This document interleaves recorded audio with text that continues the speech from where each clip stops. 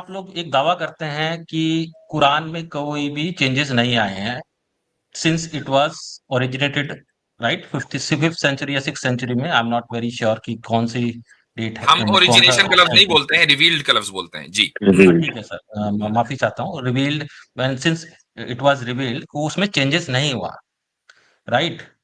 तो मेरे हिसाब से अगर कोई ये दावा करता है कि इस किताब में 100,000 साल में कोई चेंज नहीं आया, तो उसका सबसे बड़ा एविडेंस ये होगा कि आप मुझे मेरे सामने ओरिजिनल कॉपी रख दीजिए और आज की कॉपी रख दीजिए, मैं कंपेयर कर लूँगा, देख लूँगा कि भई इसमें कोई चेंज नहीं हुआ है। तो आपके पास ओरिजिनल कॉपी है कुरान की 5th सेंचुरी की?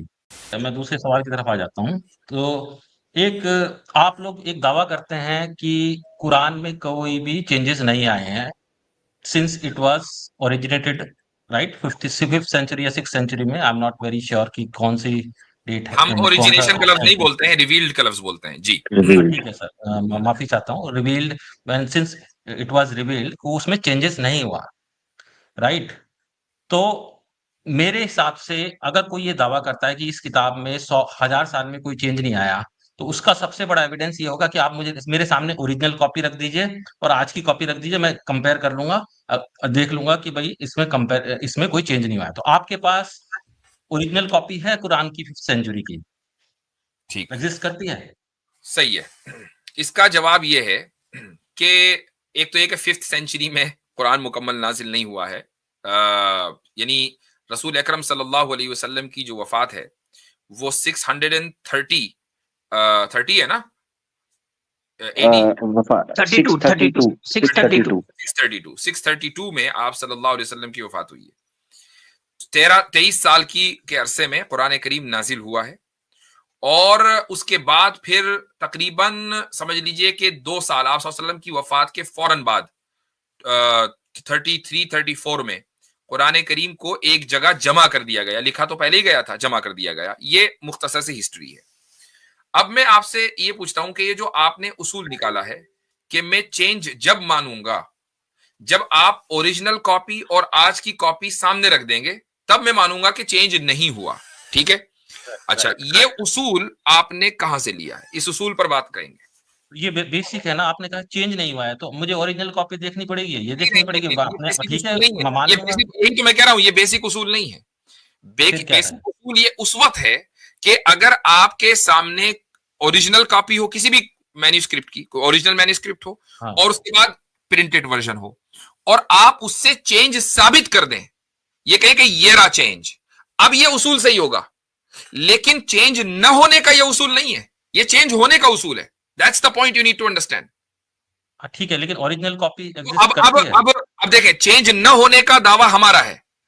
आप उस पर ये दलील नहीं दिखा पूछ सकते कि भाई ओरिजिनल कॉपी और जो मौजूदा कॉपी है वो दोनों कंपेयर करके दिखाओ। नहीं, अगर आप ये कहेंगे कि चेंज हुआ है, तो अब हम आपसे पूछेंगे कि तुम ओरिजिनल कॉपी और आज की कॉपी में दिखाओ कंपेयर करके और बताओ कि किधर चेंज हुआ है। ठीक है, मैं कंपेयर करूंगा, मुझे ओरिजिनल कॉपी दीजिए तो।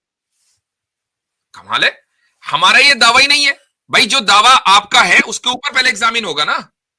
जी बिल्कुल। और दूसरा ये है, ये भाई को ये समझना है, एक मिनट, सॉरी एक मिनट भाई, आपने एक चीज समझनी है नॉन मोमिन भाई, कि आपने 2-3 सवाल जो स्टार्ट में भी किया है, बेसिकली स्ट्रॉ मैनिंग कर रहे हैं जो मुस्लिम उम्मा का क्लेम अपने सेहत के बारे में, हाँ, अपनी वेरिफिकेशन के बारे में उसूल, जिसको कहते हैं इंटरनल क्रिटिसिज्म, जो कि बेसिक उसूल वो है ही नहीं है, जो पैरामीटर्स ही नहीं है, आप उसके ऊपर परख रहे हैं। मिसाल के तौर पर कुरान की कंपाइलेशन में हम मेमोराइज करने को बेसिक चीज समझते हैं, हिफज करना।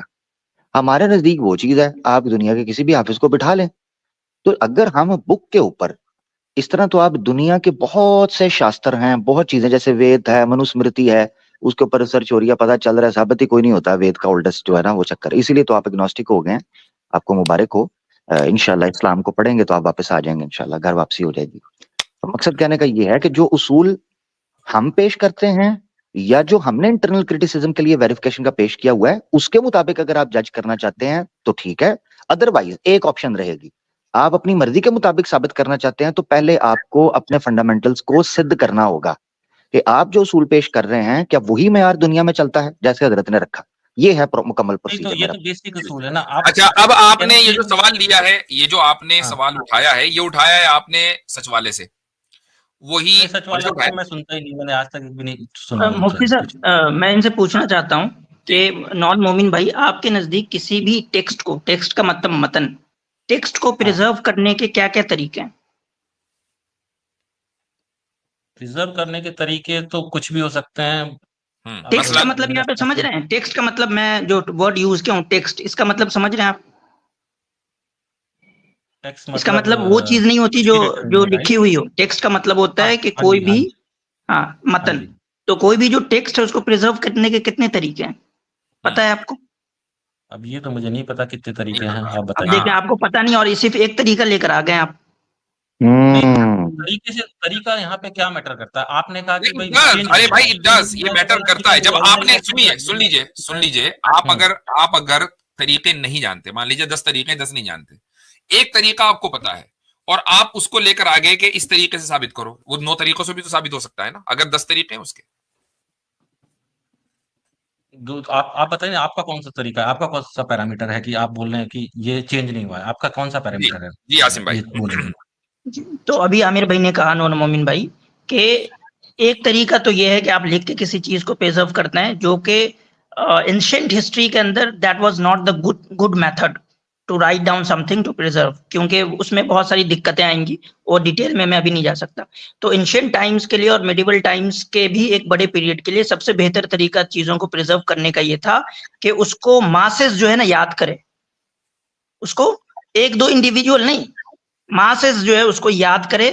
वो सबसे बेहतर तरीका है किसी भी चीज को प्रिजर्व करने का।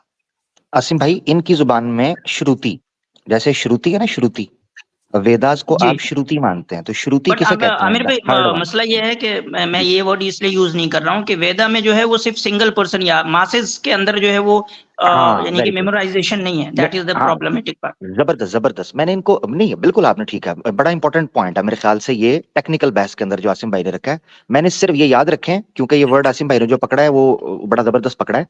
मैं सिर्फ इनको समझाने के लिए कह रहा हूं कि जैसे श्रुतिज के बारे में ये क्लेम किया जाता है, मगर आसिम भाई ने जो बात की कि मैसेज को प्रिजर्व करने के लिए ऑब्वियसली मैसेज चाहिए होते हैं। जी, अपना नॉन मोमेंट भाई। ठीक है, ये क्लियर ये हो गया? क्लियर हो गया? हाँ। ये क्लियर हो गया जी।